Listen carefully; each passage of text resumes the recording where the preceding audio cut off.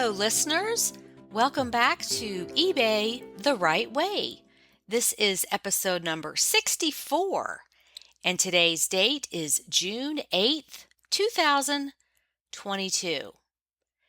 Janine is my guest in this episode, and boy, does she have a busy life. But she finds time to fit eBay in, and all with such a positive attitude. So let's get straight into the conversation with Janine. Hello, listeners. Today we have a special upside down guest with us. Janine has been in my Facebook group, I think like 5 years, maybe. Oh, at least, yeah. Yeah. And she reached out to me with an email a few weeks ago, and I thought, I just need to get her on to talk about this. So say hello to the listeners. Hey, eBayers. I'm so happy to be here. And tell us where you're located. I'm near Martinsville, Virginia. If you don't follow NASCAR, you've probably never heard of it. Martinsville, right. Yep. Okay. Yeah, I'm right near the North Carolina border, so I have lots and lots of sourcing opportunities. I always say I hate my local stores just because there's not as much variety. And so I can be in Greensboro, Winston-Salem, High Point, bigger, more affluent areas and have a better, just more sourcing opportunities. But then I'll turn around and find something amazing at my Goodwill. So I need to go back to those too, I lived in Charlotte for 6 years, and talk about NASCAR. Yeah, we heard Martinsville all the time. Yeah, it's not as big as it used to be, but my church is like, you can throw a rock to it. So if they have a Sunday race, we just have our service Saturday night or cancel it all together. And we have a lot of campers in the parking lot, and we'll have an outdoor service sometimes and invite them. So that's a cool opportunity. Yeah, that's huge in that area. I worked at Wachovia Bank before it became whatever it is now, Wells Fargo, I think, and was a more affluent part of Charlotte. And some of the drivers would come in, and one of our bankers was dating Kyle Petty, and he would come in, and it was just like, it was fascinating. But back in the day, they weren't mega stars like they are now. I mean, we used to wait on them. We had a Quincy's restaurant, and they'd come in, and it was like, oh, cool, look, there's Bill Elliott. But it wasn't as big of a deal. Now, I mean, now they'd have to bring their entourage in and land the helicopter in the parking lot. It's a different vibe now, and I don't follow it like I used to. I feel like I kind of wonder where the men are. It's like they're these young boys racing now. Yeah, the old timers, right. Where's Dale Jarrett? Like, I miss them. Yeah, absolutely. Yeah, but it is interesting when the race does come to town because things pick up for sure. Well, I was there when they were building the Lowe's Motor Speedway. So that was huge. And, so-and-so has a box there, and we're going to go watch the race. And it was kind of like, so you're going to go sit there for 5 hours and watch cars go in a circle. All righty then. And they're like, yeah, and drink beer. And it's like, that's the highlight of any sport is drinking beer. Yes. And my parents were from up north, so I didn't go to a race until I was probably 20 years old. They didn't follow it. They didn't care about it. It started in the South, and it's always been a Southern thing. And but now I live close enough. I can hear them practicing. I can hear the race if I open my front door, and we're probably about 5 miles from the track. And my husband was always a race fan, but we both kind of gotten out of it. But when I married him is when I really started going and understanding it, and having someone to root for makes a difference. If you're just there to watch cars go around, it's really not fun. You kind of have to know who you're pulling for. Right, exactly. Who the jerks are on the track. And a lot of people don't know the history of NASCAR. So here's a 30-second history blurb. It started during Prohibition when they were trying to make the cars faster and had all these little hidden areas, under the floorboard to transport the alcohol. And that's why they were trying to make these cars faster, was to outrun law enforcement when they were bootlegging. Yep. A lot of people don't even know that is like, it just evolved to what it is now. That's where it came from. It was outrunning the cops. Yeah, I just actually went to a museum. It was called a Prohibition Museum in Savannah. Yeah, Savannah, Oh, Georgia. okay. We went to Tabby Island for a few days on a girls' trip, Oh, I and love it down there. it was fabulous. And we did the tour, the trolley in Savannah, and that was one of our stops was the Prohibition Museum, and they had like a little NASCAR section. I was like, yeah, that's so cool. Okay, very cool. So we have already gotten off topic. So you're in Right. Martinsville, Virginia. So Yes. The next question is to get this out of the way, how you got started selling on eBay. My mom had a friend who was playing around with it. We had our Goodwill was brand new. It probably came in 2003 or 2004. And my mom, we worked together at the time. She said, we could probably do that just to make some extra money. And I said, yeah, we'll check it out. So we would go thrifting together or separately. And my first eBay handle was I said, what are we gonna name our store? Or it wasn't even a store back then, right? It's just a selling platform. And she said, how about Two Can Do? I said, okay. And I've since lost that because I got away from it at some point. I couldn't get back into it. Didn't have the same email or whatever, which makes me sad because it was 2000 Two Can Do 2004, I think. So that's when we got started. And we were just playing around with it, getting killed on shipping because I didn't know what I was doing and, just sort of navigating these unknown waters. And of course, I was having to do all the work because she was not computer literate. She would shop and then I would be the one, hammering out the listings, and we split the money. But it was fun. And we did that for several years. And then, life just happens and you get away from it. Mm-hmm. But I got back into it probably 2011 maybe. I can't really remember, but I started a new account and my husband got on board, and I've been I wouldn't say full time, but I put 2 to 3 hours into it at least every day. The days that I do it. Some days you just don't have time, but that's mostly what I do now is several hours a day. Mm-hmm. Good for you. So do you specialize in anything? Nope. I will sell anything. Okay. I probably have more clothes than anything.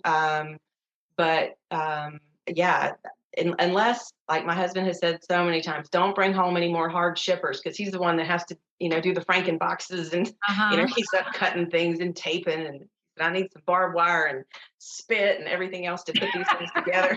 So I try, that's one thing. If it looks just like a nightmare to ship, or it's going to be so heavy or so bulky, I know that's going to cost. So I try to stay away from anything weird like that. Yeah, it's funny how different sellers see that. Some see it as a challenge, like I'm going to ship this no matter what, and others are like, yeah, I'm not doing that. I shipped a vacuum cleaner once. I shipped a sewing machine. I mean, I've done these things. It's just, I look at that and think, maybe it's because I'm not like a super strong bodybuilder. It's like, I don't want to pick up that 20-pound thing and package it and then have to take it to, the front door or the post office or wherever I'm, getting it dropped off. And it's just, when I did books, that's what killed me. Shipping all those books to Amazon FBA, like 50-pound boxes. And it was just, yeah, there's got to be an easier way. Yeah. Ideally, small, expensive perfumes are great because they don't take up space. Yes. I do a lot of bras. Just because bigger sizes are so expensive in the store. And honestly, the places I shop too, like I think Winston-Salem is the home office for, what is it? The company that owns everybody. It's like they own North Face, they own Vans, they own Hanes, they own the hosiery company. Like VF Wear, they own everybody. So I have found so many neat samples, like salesman samples where they won't have a tag, or maybe the size is penciled in a pocket or something. So, but there's so many bras, brand new. I don't know why they're there. I've never had a return. They're not like weird, like, oh, they got donated because the sizes were off or something.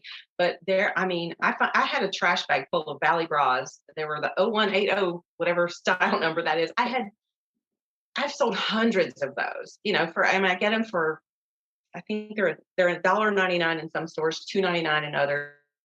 And then I get the discount card. And thankfully I did it in my husband's name. And if you're 55 or older, you get the extra 10% off. And then on Mondays and Tuesdays, you get an extra 10% off.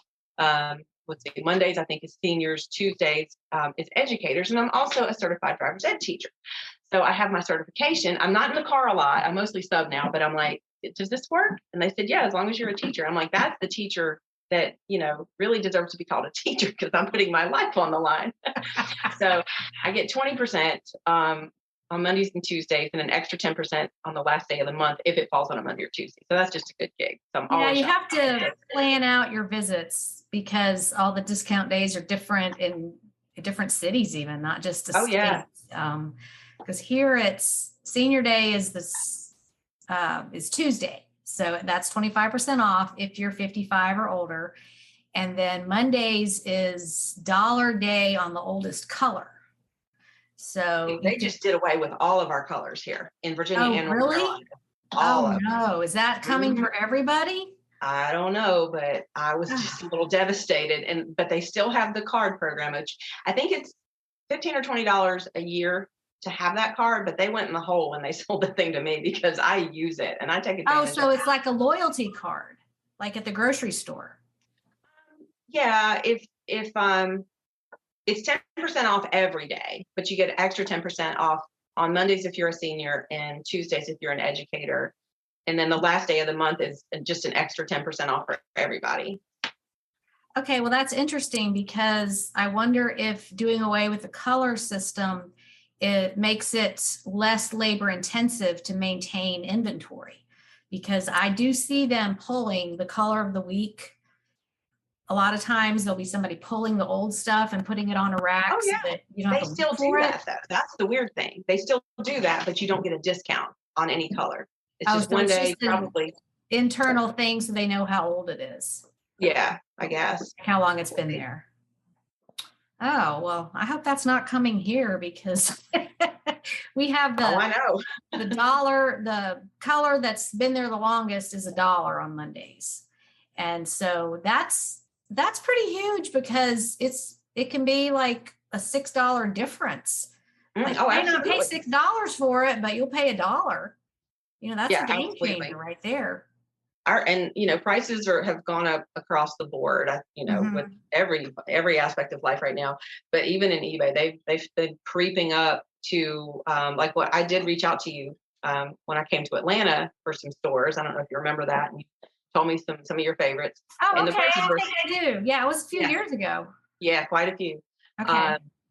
And the prices were significantly higher than in my little hometown. And even in the Greensboro area, they've always been pretty close to what I pay up here. We're a little cheaper, I guess, but every store I'm seeing, and even our thrift stores, we have a community storehouse. Everything is considerably up. And then with them doing away with the discounts, I'm not shopping near as much as I used to. I mean, I'm kind of trying to spend more time cleaning up my listings, stuff that's taken forever to sell. I just make sure it's not. I've seen stuff where it's been in the wrong category. I'm like, was I drunk when I listed that?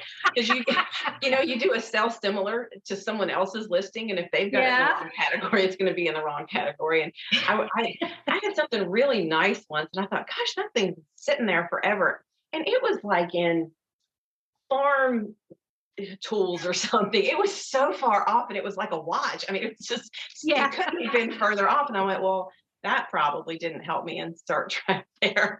Yeah. So sometimes I'll just, go through and I also for a while, which this is a little off topic, very off topic, tried out Mercari and Poshmark.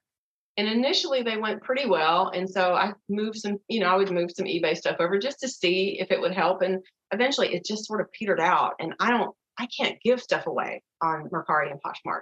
So I'm in the process of moving those things. I probably have 100 or so listings on each one of those that I'm trying to put back on eBay because I thought it is simpler. Their platforms are simpler to list on, but I don't have the traffic and I don't have the sales. I just don't. Doesn't move. Well, and back to listing on eBay, I can relate. I've heard other people say like, yeah, that was a third glass of wine listing. Yeah, I was just like, whatever, just get it posted. Doesn't matter. And then later you find it and you're like, ooh, wine and listing is not a good combination. I try to list in the mornings. And in fact, just the other day, I noticed like, I do the end every day and then sell similar and refresh my list every day. And I happened to look at my photos, and I have a laptop here and a laptop there. So I can, be doing a million things at once, which is probably part of my problem. I looked and so one of my photos, it's a little thumbnail photo. I said, what the heck is that? And it was a crossbody wallet, a Buxton leather wallet, which actually just sold the other day. But my main photo was just the strap. I was trying to show the wear on the strap, and it just looked like a little worm. And I went, oh, that's perfect. So I fixed it, and it sold a few days later. So yeah, you got to check those listings because. Well, one thing I do like you is end and restart. Even now that we have this new. The views start over every 30 days, but there's a little drop down you can click. If you click on the number of views, you can also see further. So you can see the cumulative views for 60 days, 90 days, and 6 months. Oh, I didn't even know that. Yeah, most people don't. So I've got a lesson on that coming up in my premium library to show everybody how that works. Yeah, that's great. So you could still see that, but I move the words around in the title and add new words. And sometimes I forget to put a space in there. So it'll be like 3 words, like all strung together. It's like, no wonder this isn't coming up in search. That's not even a word. So to all the listeners, I really appreciate when you reach out to me like as a shopper in my store and say, yo, check your title. That is totally messed up. Like, oh, great. I have all these eyes on my listings helping me keep them correct. That's a good thought. And I've had people reach out to me. I I guess it finally sold something with a dog on it. And I called it a schnauzer. And she said, that's actually I don't know. I have big dogs. I don't know little dogs. A non-schnauzer dog. Yeah, it was. There's 2 that are similar. I forget what they are, and the kind you have to get groomed and all that. I don't go for that. But she said, "Hey, just wanted to reach out and let you know that this is not a Scottish Terrier, maybe." And okay, I don't know. I called it the wrong thing, and I'm like, "Oh, thank you so much." And I was looking for. I did that to someone, and they never answered me. So I don't know what the etiquette is on that. Maybe you could do a poll with your sellers and like, would you want someone to tell you? Like, I'll tell someone if their fly's down, like the cashier at the grocery store. I'm like, hey, your fly's down. Or if someone's alone and they've got a big glop of something, I'll be like, and I would appreciate that if someone did that for me. But yeah. I reached out. I was looking for some Snoopy shoes for my one of my nieces for their birthday, and as I'm searching on eBay, of course, they had Scooby-Doo, and I'm like, hey, just thought I'd let you know this isn't Snoopy, this is Scooby-Doo. And they never answered. So I don't know what the etiquette is on that, but I appreciate it. I think it's just personal, like how well you take constructive criticism. Right. As a content creator since 2007, I get stuff all the time. At first, it hurt my feelings. I was like, God, they're criticizing me. And then it's like, no, that's a good point that it's spelled wrong, or that I made a mistake, or I said something incorrectly, because, it makes my content better when I have more eyes looking at it. But I just think I don't know if there is any etiquette. I think it's just how well you receive constructive criticism.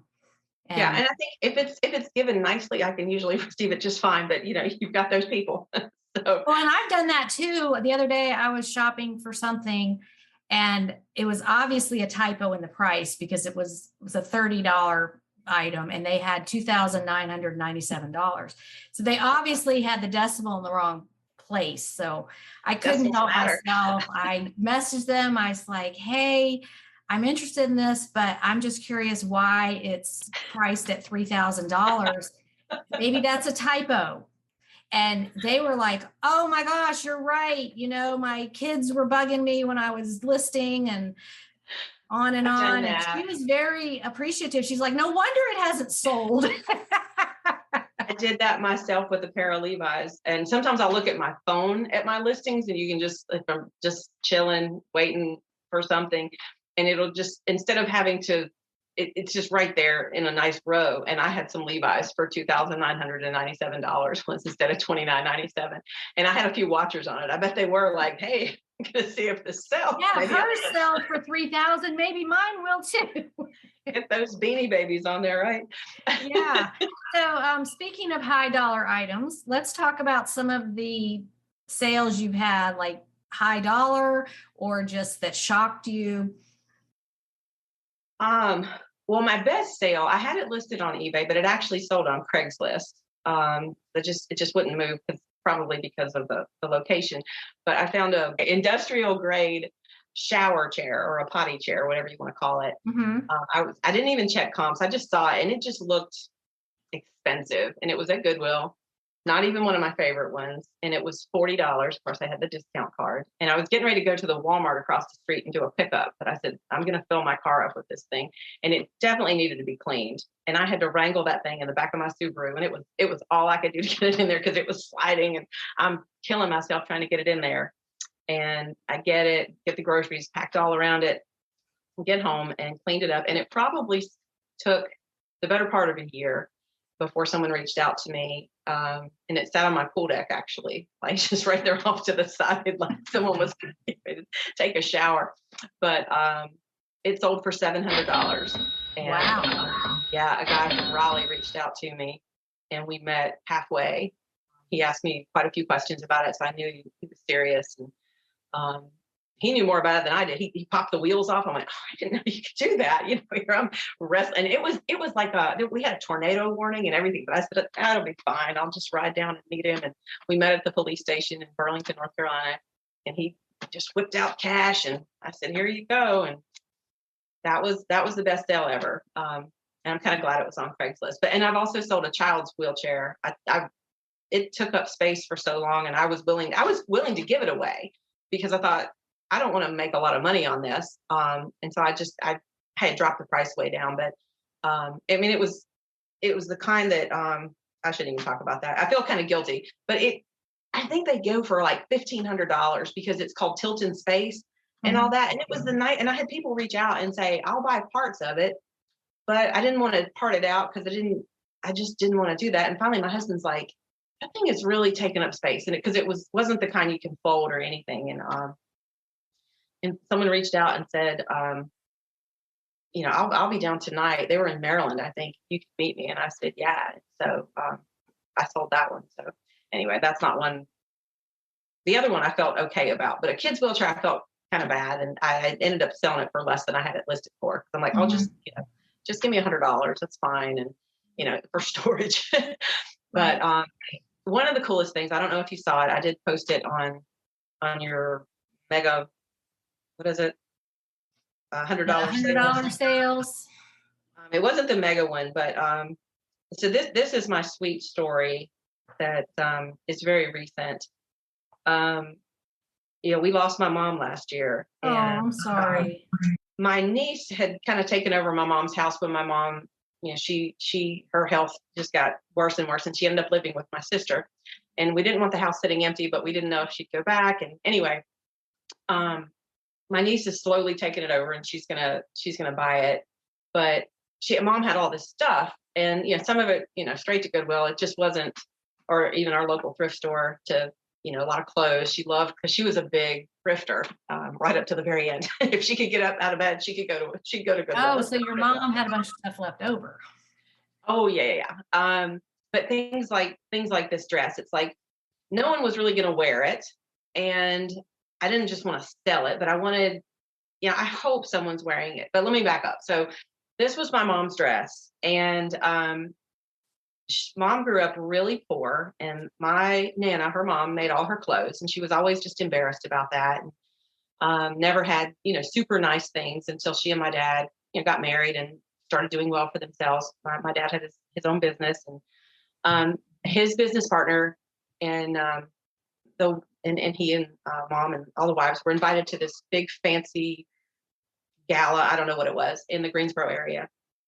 And my mom said, what am I going to wear? And my Nana said, let me make you a dress. I just saw this pattern. And this was probably 1972. So I really don't even remember it. I've just always seen the dress around. And so mom said, oh, okay. And so she made this beautiful dress. I guess it was kind of like almost like granny square straps and a little matching clutch to go with it. And I've got more pictures of it. Anyway, they go to this event, and my dad's partner's wife was there too. And someone from the local society pages was there back when they still did this, I guess. And they said, well, we just want to talk to you ladies because your dresses are just the hit of the party. And we want to know where you got them because you're just stunning. And mom said for the first time in her life, she just lifted her chin and said, my mother made it, because her whole life growing up, it was like, well, my mom made it. And she was just embarrassed. And so we still have the newspaper clipping. My sister's got it tucked away somewhere, but it was just a sweet story. And mom was really small, and we're all a little bit bigger than she was. And so no one's really going to wear the dress. And when we did our last kind of clean out, just to make some space for my niece and her husband, and they've got a baby. And I ended up taking some of the stuff like that. And I'm like, I don't know what to do with it. I mean, someone needs to wear it. It needs to be shown somewhere, because it was just the craftsmanship was unbelievable on it. And so I said, well, if I sell it on eBay and price it high, someone will appreciate it, and it wasn't that I wanted the money, but I just wanted someone to appreciate it. And it sold within hours, I think, for $149. And I thought I probably could have gotten more out of it, but it wasn't a greed thing. It was just, I kind of want to reach out to the buyer and go, what are you doing with this? Will you send me a picture? Yeah, but I haven't done that, but surely it's appreciated now somewhere. Either someone's looking at it or someone's wearing it. And I just think that's really cool. That's a great story. And what you explained is what a lot of people go through when someone dies and they're like, what do I do with this stuff? And you just want it to go to someone who will appreciate it. Or even if you're donate it to a charity that person supported during their life. If they were, into animals, then it's the Humane Society thrift store or whatever, because there's such an emotional part of dealing with all of the person's belongings. Like you want to feel good about what you do with it. Right. Would they have wanted me to do this? And a lot of people struggle with that.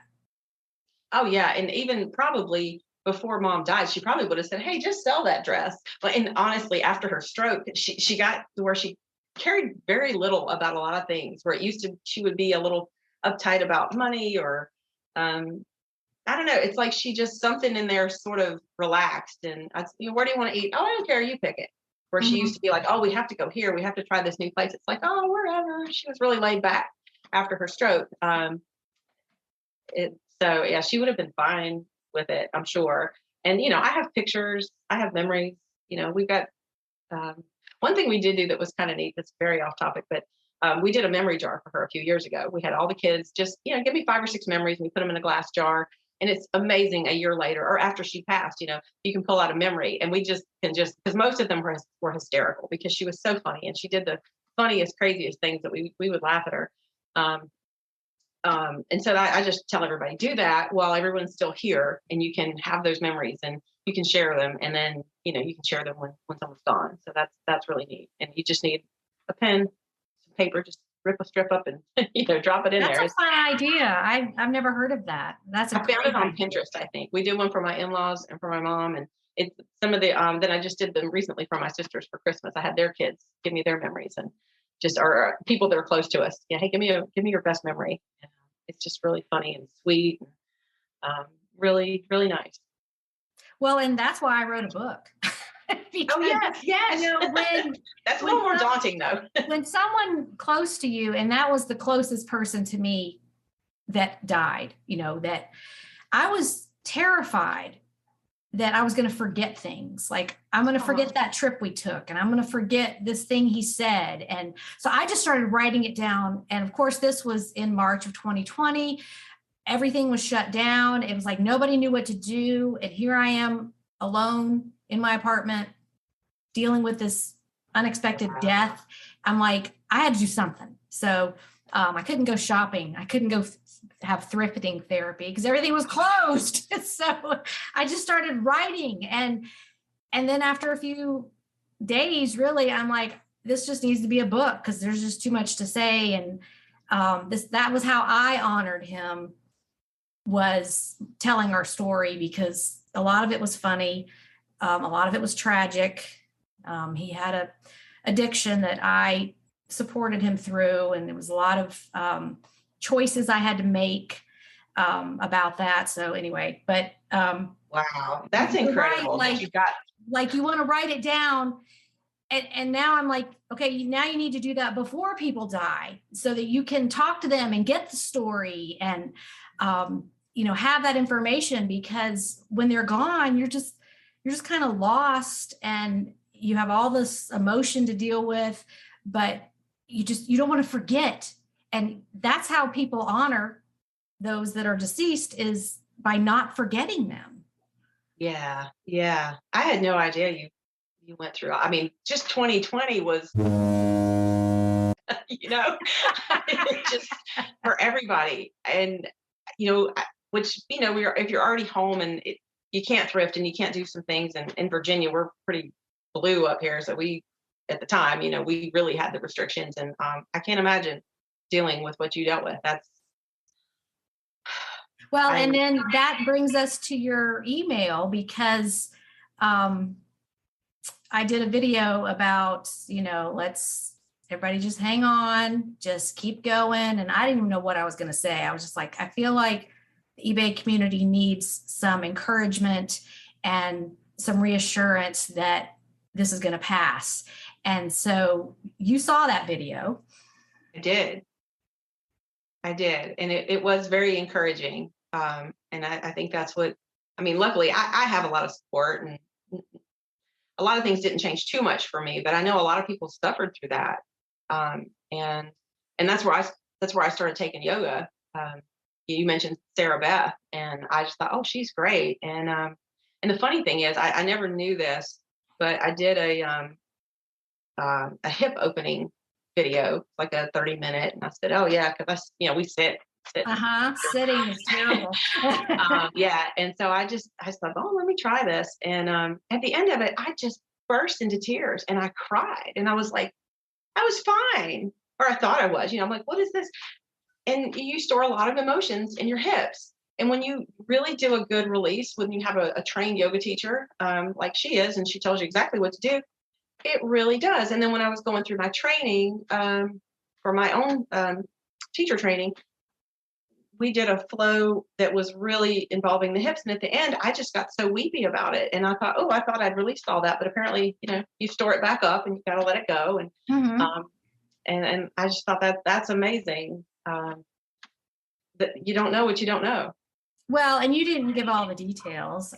So I'm going to just interject. I'm sorry. Part of that video was, things you can do to nurture yourself and keep your stress level low, because everybody was so stressed out. Everything was closing. Anything that was open, you had to wear a mask. Everybody's life changed. You've got your kids at home when you're not used to them, and your spouse at home when you're not used to it, and all that kind of stuff. And I recommended Sarah Beth Yoga, who is on YouTube, because her personality is so sweet and she's so calming, and it's not hard. It's just for the, I guess, she's got all levels, but I just always felt good after doing a 30-minute video, like all the yoga studios were closed. Everybody's doing stuff at home now. What are you going to do? So in your email, you were like, yeah, I tried that. And then it evolved to. Our local Y, after everything was open back up, our local Y was offering aerial yoga. I thought, what the heck is aerial yoga? And my gymnast niece had gone to one class and she said, oh, it was great. I thought, well, I guess it was with your, 23 and a gymnast, but if you're going on 51 and, I've always been active. I love to walk, and, we grew up on a trampoline. So I was always trying stuff, but I said, all right. And you had to sign up because there's only so many hammocks in the class. And I signed up and I conned my best friend Penny to go with me. She's not been back since. It was not her cup of tea, but I loved it. And the first class was on my 51st birthday. Oh, nice. Yeah. And so I never looked back. I went to not only the yoga, but she had a circus class that was much more challenging where we had a lyra, the big metal loop that kills you no matter what you do on it. It hurts. But she had the silks and she would teach us how to do these wraps and climbs and things that I just was not strong enough or flexible enough to do, even though I was getting there. But I still went. And she actually has a neat story of how she came to be here, but she was the Cirque du Soleil aerial acrobat dancer. She did everything. She was with the Cirque du Soleil for 10 years. And so she was our instructor. And then she offered teacher training. And I thought, oh, my niece would love that. And then the more I thought about it, I thought, no, I've been opening myself up to opportunities. Maybe I could do it. And I asked her, I said, well, do you think I could do that? Because I didn't want her to go, oh, God, you're old and 20 pounds overweight. But the first thing she said was, absolutely, you can do it. And I said, oh, okay, then I guess I want to do it. And I did it. Well, for the listeners, aerial yoga is where you have the fabric loops that hang from the ceiling and you just do all kinds of poses and inversions, and it just works a different part of you that you can't do on the floor. Right. And it works your mind too, because there's so many things. Everyone thinks we're flipping upside down and doing that, but honestly we do a flow and we might be hanging onto the hammock for support or holding onto it like a trapeze, or you do a warrior 3, one foot to the back wall, but you've got something to hold on to for balance, and you make sure you're in proper form, from your hands to your feet. And you might loop a leg in the hammock and do some hip opening, or do a warrior 1 with one leg in the hammock. And so you're supported, and it's an approach to yoga. I'm sure there's traditional yogis that are going, that is not real yoga. And I'm not using all Sanskrit words and let's Tadasana, I think that makes people feel excluded if they don't understand, or if they don't know what I'm talking about. So I try to make it really just for everybody, because my instructor said everybody is an aerial body. Not every pose is for everybody. And so we have built-in modifications. If someone is, very overweight, or just if they've recently had a hip replaced, or, whatever. I'm always like, anybody just like recovering, if you have any help, anyone pregnant, I need to know these things, whisper in my ear. They sign a waiver and a release at the front desk, but I don't see that. So I'm like, I need to know. So it's intimidating, but I try to just make it not only welcoming for everybody, but give everybody a chance to take an hour just for them. Like, leave everything at the door and just come in here and be present on the mat and challenge yourself. We're not here to do anything crazy. We're just here to stretch and feel good. And everybody always comes back for the Shavasana because you're laid full out in the hammock, and it's a very cool feeling. It's very relaxing. I do kind of a talk down. We play some music and just finish up there. And I think that's what keeps people coming back. I think I've only had maybe 1 or 2 people that go, yeah, I don't know about that. But most everybody, I started with 1 class, and so I added a second night, and now I've got 2 classes on Monday, 1 class on Tuesdays, and I'm getting ready to put together a senior class to help people who are older, because my mom was very weak at the end. She never exercised in her life. And towards the end, we had to help her with so many things. And I've heard that a lot of people are in nursing homes just because they can't do a simple squat and get on and off, absolutely, the toilets, in and out of the tub. So the seniors that are at RY are very active. But I think if we give something else, if we provide another class that's kind of cool and just lower the hammocks and condition them so if they fall, they can pull themselves back up, and just, work on balance and, opening up their chest. And, cold and flu season isn't, COVID. Hopefully that season's gone. Well, and it's good for your mind. And I'm a retired gymnast. I blew out both of my knees.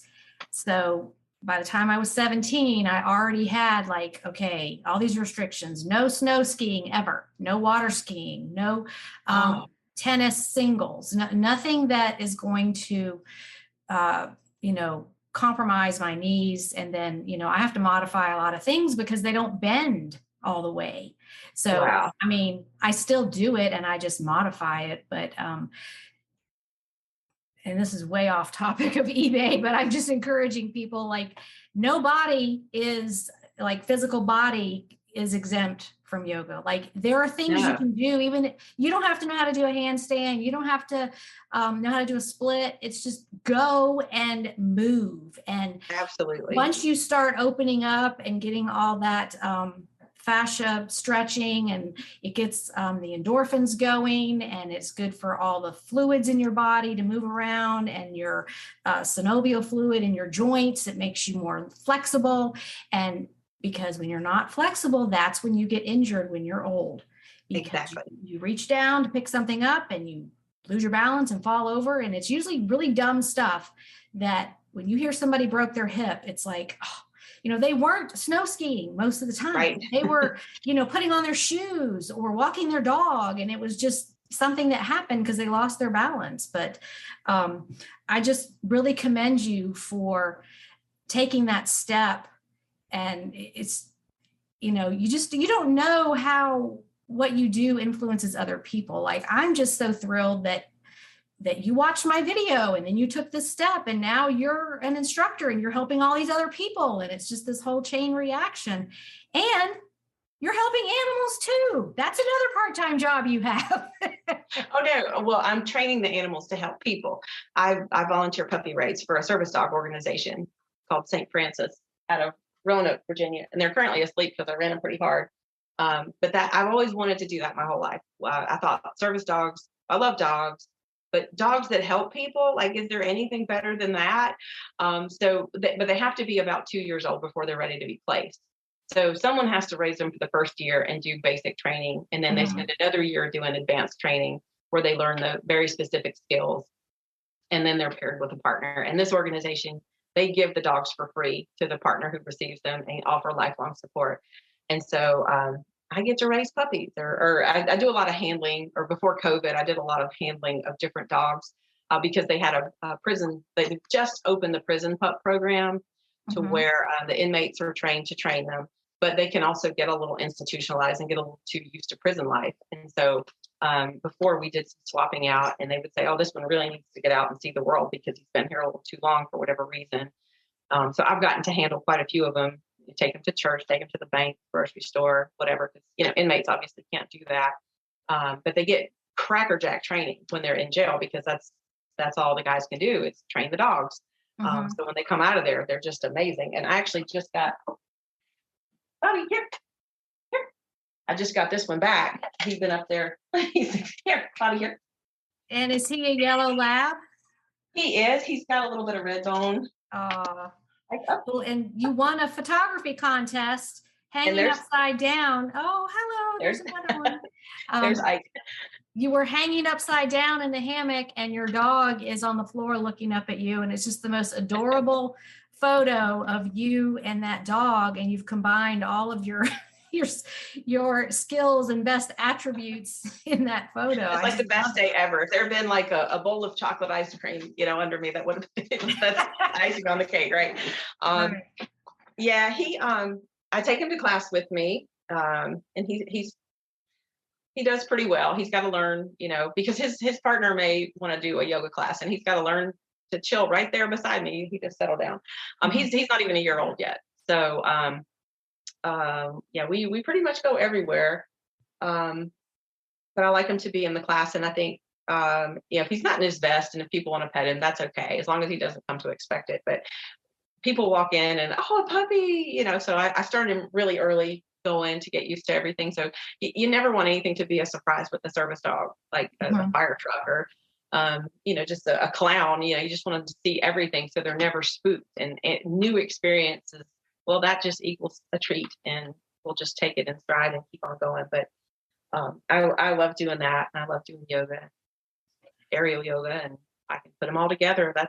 And so you sent me that email, and then I reached out and said, well, are you still doing eBay? Because you sound so busy. So you're working all these things together.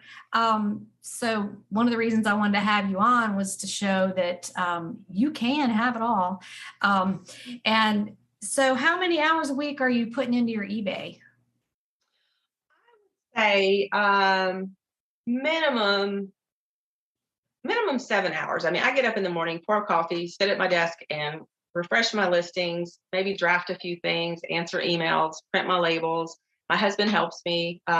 He used to help me a lot more than he did when we first got into it, because both of us were working full time at the time. Mm-hmm. And now he's retired and kind of doing some part-time stuff. And I still do bookkeeping for the family business too. So I stay pretty busy. But there's probably one day a week I will really sit down and, take, 100 pictures, draft, 8 or 10 listings to have them ready to go the next day, or just put on as much as I can. But I try to list at least 1 or 2 things every single day, no matter what. And try to take a few minutes and just, straighten up, make sure my shipping area isn't a nightmare. And I'm pretty good about, staying neat, orderly, but sometimes you're just, you just have other things to do. And this whole yoga training, that was challenging to keep up with everything. And then I thought, as soon as I'm done training, I can relax. No, I have to build routines now. And I had no idea how much time that was going to take. But luckily I had a friend, Shannon, who went through all the training or she didn't do the training, but she had taken the classes with me. And so we both got to go to the Y whenever we wanted to and use their hammocks to build routines, to practice, to do all the things. And so she was like, yeah, and she got to do all this for free because she was like my helper. And so we spent so much time, and I feel like I greatly neglected everything except that. But now it's sort of leveled off. And at the time, the puppy was in Bland, and I just had my dogs, and they eat, sleep, and play, and they're not too much. But that took up from January until really this month has taken up a lot of my time. But everything's leveled off now, and I'm able to kind of grasp the other aspects of my life that need attention, babysitting the grandkids. I've got the baby tomorrow for several hours. So like, all right, let me see what I can get done today. It's kind of like that. Zig Ziglar says, if you live every day like you're getting ready to go on vacation the next day, you get so much done because, right, you're getting ready to go. So let me do this. And you just have all this energy to do these things. And, so I know if I'm going to be tied up tomorrow, I'm going to run and do all this stuff today. So I try to plan out the whole week like that. Like, all right, I know I'm not going to have another chance to shop, so let me go ahead and do that today. And then some days I lay by the pool and do nothing. It just, I love that freedom. And on a podcast I was just listening to, you said some people need that structure, and they'll go, oh, wow, it's noon. I should probably do something today. I mean, I have days like that when it's sunny or someone just drops by unexpectedly. I try not to go, oh, I was really going to take pictures. I try to just embrace that because, I'm going to blink and the 2-year-old is going to be 7, and so I don't want to say, I don't really want to keep him tomorrow, but I do, and I'll just go, because you can't do eBay with if you can do eBay with a 2-year-old, I bow deeply. Yeah, I don't know how these moms do it with like homeschooling 3 kids and, they've got an infant, and like those days I was just lucky to get a shower. It was just, right. I don't know how they do so much. I just watched this baby wreck my house, and I can't even imagine trying to even answer an email. I just get on the floor with him and go, I'm just going to enjoy this time, because I just clear the calendar. We're not doing anything else. We lock the dogs up and we just hang out. And I know it's a different relationship than it's, with someone who has their own children and the things they want to get done. And, you have to have, some sort of a schedule or some sort of a routine with your own kids. You can't just do what I do, once a week with one kid. But for the ones that are, having to do so many things, my hat's off, because, that's hard. They're working hard. I know they are. Yeah. So see, here's where I forgot what I was going to say. Oh, how many items do you have listed? Do you have a store, an eBay store? I do. I think 930. Wow. Yeah, it's too many. Way too many. 934. Yeah, I listed one today. And if you had to give an average, how many things do you sell a month? Well, I keep up with it. I have a spreadsheet that's pretty detailed. And I can just tell you 76 in January. February was horrible for me. 68. April was 74. So about 70. And I've heard people talk about how things are terrible right now, and I'm in pretty good shape. I'm up to 50. So I probably average, 2 to 3 a day. But it's weird that it doesn't even average that anymore. It's like, I might not sell anything for 2 days, and then I'll sell 6 things back to back. Like, okay, well, I'll take it, whatever. I know it's very bizarre how that happens. I went like 2 days with nothing, and then I sold an item for $50 and for $115 literally within 5 minutes. Yeah. And then nothing again. It's just, I don't know if there is some truth to that eBay throttling where it gives everybody a chance. It just rotates between sellers. And if that's what it is, then that's what it is. I'm still getting sales. It's just, it really tries your patience when you go long periods with nothing, and you're getting views, you're getting questions, you're sending offers, and it happens to everybody. It does. If it's not happening to you right now, that's wonderful, but just know that it just goes in cycles, and it's usually things beyond your control. And it's bizarre do anything about it. It's bizarre the things that I am selling. It's like I sold a Talbot's blazer. I have not sold Talbot's or Coldwater Creek, any of the career Chico's, like that stuff fell off a cliff. It quit selling after COVID. It just career wear. I've got so much back there. It's not even funny. And 2 things I sold yesterday. One went to Kuwait, which is a brand new. I've never sold to Kuwait, and it was a buyer with 0 feedback, which I thought was interesting. They bought, what did they buy? And then another one went to Australia, which I sell to there fairly, occasionally, not every month or whatever, but I've sold plenty of things to Australia. But the guy paid a fortune for shipping. Oh, it was a respirator bag that I found for a couple dollars. It was, I had it listed for 20. He paid as much to ship it as he did for the item itself, but it went to Kuwait. I went, wow, okay. Yeah, there's just some things are beyond explanation. You just have to roll with it and know that sales will come back. They always do. And you've been selling as long as I have, well, off and on, but and I stepped away from eBay when I did Amazon. I kind of put eBay on the back burner and learned all of the FBA stuff and did the groceries. And like, I've gone through all these different evolutions and reinventing myself.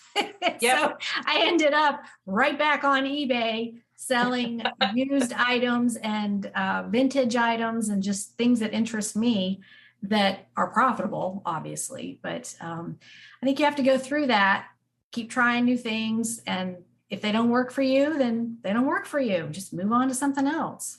Yeah, that's the trick. Move on. Like I figured out, I still look at clothes, but I don't buy nearly as many. Because I look like a hoarder, but everything is for sale. Like I got 2 bedrooms filled with stuff, and luckily, I have the space for that. But I'm tired of having so much inventory, and make me an offer. You can have it at this point with so many things. Like I just posted a thing for Money Making Monday this morning. It was a Barefoot Dreams cardigan. And I sold one of those before for, probably $50 or $60. They're so nice and they're so expensive. And I found one probably a year ago. I listed it and it has been sitting for so long. And someone the other day just posted on your thread on Facebook that they sold it. And I'm like, why hasn't mine sold? And then it finally sold yesterday. Like, oh good. Okay. Because they're bulky, they're huge. And I went, there's the totem. Now it's half empty. So right. I'm really pleased with that sale. But literally so many things. If someone lowballs me, yeah, you can have it. Just get it out of my sight. I mean, I still want to make money, but I'm willing to negotiate at this point. I really am. Yeah, I hear you on that. And last week I had 3 things that were never paid for, which I thought eBay was fixing that problem. I did too. And then that $115 item, 5 minutes later, the person's like, oh, I bought this by mistake. And I'm like, how? You made an offer. I accepted it. How is that a mistake? Whatever, you can't make them pay. So that was canceled. And then I sold an $80 shirt, a men's shirt, and person never paid for it. And it's like, oh, it's just this roller coaster of emotions. It's like, I had a big sale. No, you didn't. Yeah, I sold a pet safe wireless containment system. I found it at which we have one. We don't really use it much, but it's there if we're, not going to be here or whatever.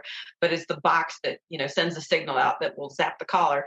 And I found it at an estate sale on half price. It's $10. And I had it listed for, I think, $59, and someone bought it and then immediately messaged me and said, oh, I don't even know how he did this. He said, I bought this by mistake.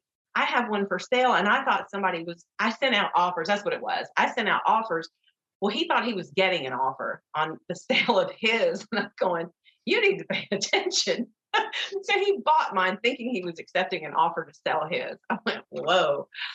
But I do at every opportunity when eBay sends me a survey for anything, and whenever I have the opportunity to type things, I always say, no one else on the planet will let you buy something and not pay for it for a week or whatever it is. Or at all.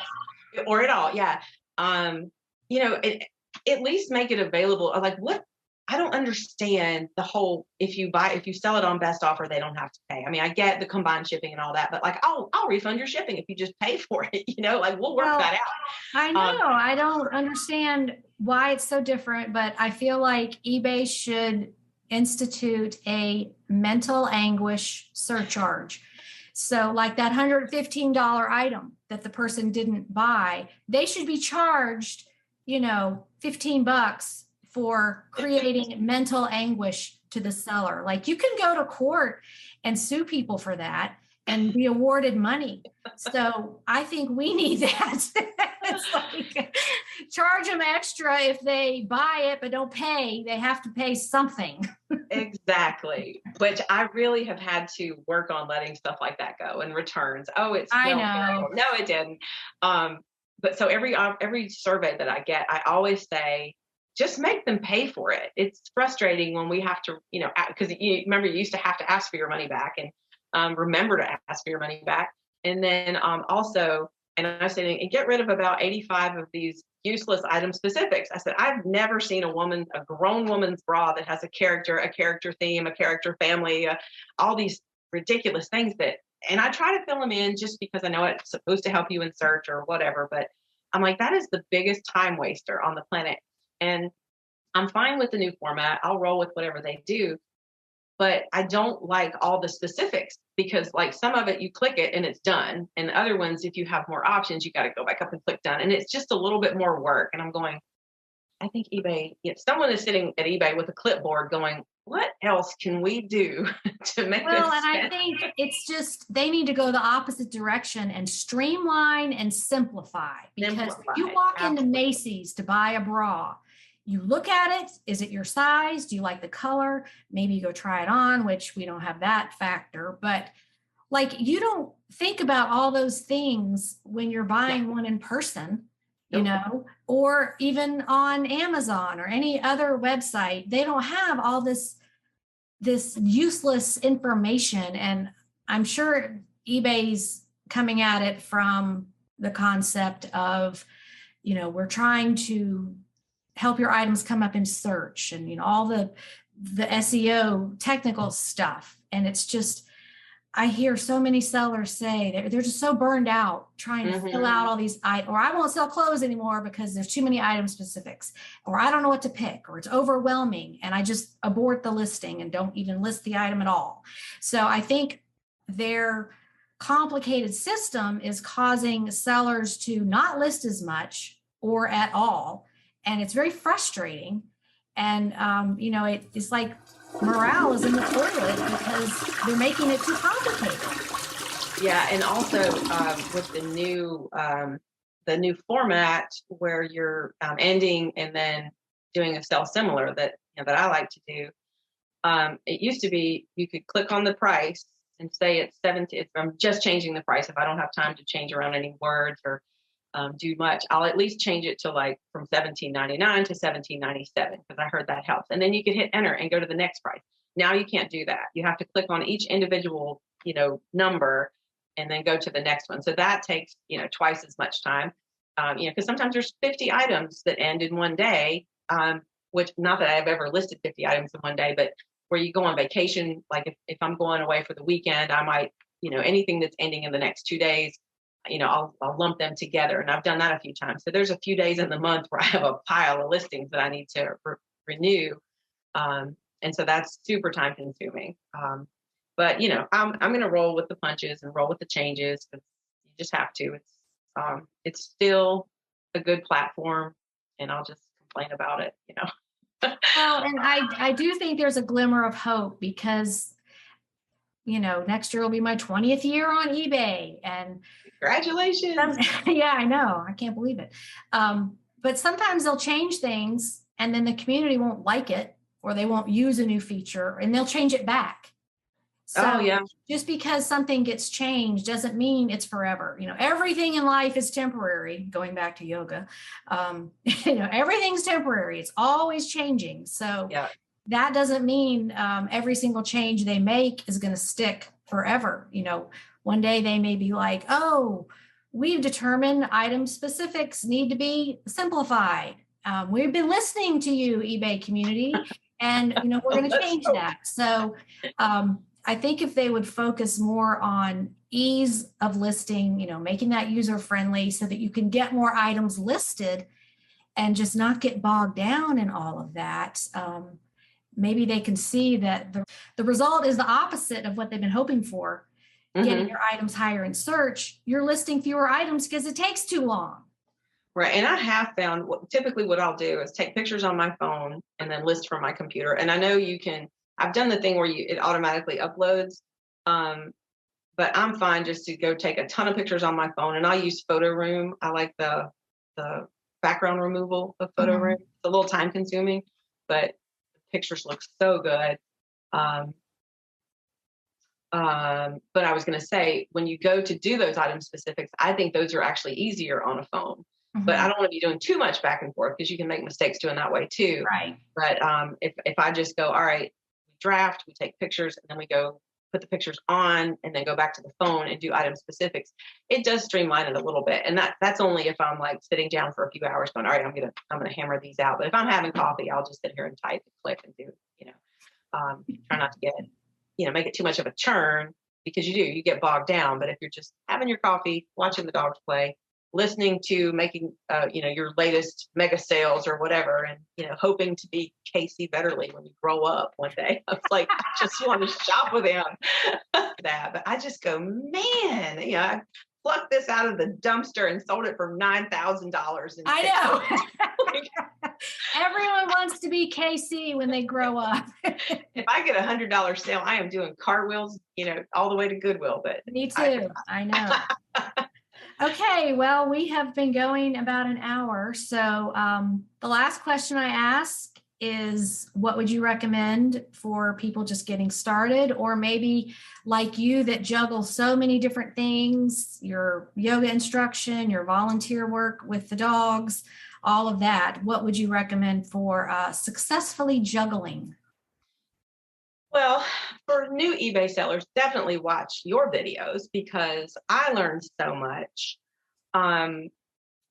I never knew check sold comps. It's like people think, oh, Beanie Babies are worth fortunes, that kind of thing. But, check sold comps. And I've had to really remind my husband of that, because he'll go, oh, look here. I'm like, are you checking sold? We're in Goodwill. So that was a game changer for me. It's like, oh, okay. You have to see what it actually sold for. And this was years ago. And then if you're doing so many things, slow down and enjoy it, because you just never know. You never know when someone's going to be gone. So enjoy that time with them. And if it takes you away from eBay, that's okay. eBay's going to be there, Lord willing, when you get back. With losing my mom and with the COVID climate, so many things changed for so many people. I mean, you can say all day, tomorrow's not promised, but golly, it really isn't. And you just don't know. If you have an opportunity for something awesome, take it. Even if it's, lunch with your mom or a walk in the park. Just try to enjoy it. Like you said, you never get it done. So just try to enjoy it. And, if you need a routine, if you need a schedule, write it down and try to stick with it. But don't lose your mind if you don't. Just try to, enjoy it and celebrate the victories. That's great advice. Well, thank you so much for agreeing to come on and share your story. We got off topic a lot, but yep. But that's what makes people so fascinating to me, is it's more than just your eBay life. It's a lot of other things too. So you sound like you've really got a happy life and you're doing what you want to do. And that's what it's all about. It is. And I complain about the item specifics and everything else, but it's because of eBay that I was able to help take care of my mom. And I could take the yoga training, and then I could take care of my dogs. And yeah, it's a busy hands are happy hands. There's a lot going on, but I am grateful. And I think that having a grateful attitude allows you to have so many more things. So I am grateful to eBay, even though I complain a little bit. Well, thanks again. And we will see you on the Facebook group. Okay, great. Thank you, Suzanne. Okay, bye. I really enjoyed finally meeting Janine after all these years and have put her aerial yoga class on my bucket list. As a retired gymnast, I still find comfort, peace, and fun in being upside down. Today's motivational quote is from the Chinese philosopher Sun Tzu. He said, "In the midst of chaos, there is also opportunity." So I encourage you to find the opportunities in these trying times, and that's going to be different for everybody. Maybe it's getting inventory cheaper or shopping at thrift stores right now since other resellers might not be shopping because things aren't selling for them and they want to hold on to their money, or branching out, getting out of your comfort zone, looking on local sites like Facebook Marketplace or Nextdoor for free things to sell. Nothing is permanent, and fourth quarter will eventually come, and you want to be ready for shoppers. So keep going. Okay, listeners, thanks for tuning in. And if you like this podcast, please tell your eBay friends. My goal is to help all sellers be more successful because there is no limit on abundance. One person's success does not take success away from somebody else. So stay positive, and I'll be back next week with another seller chat. Bye-bye.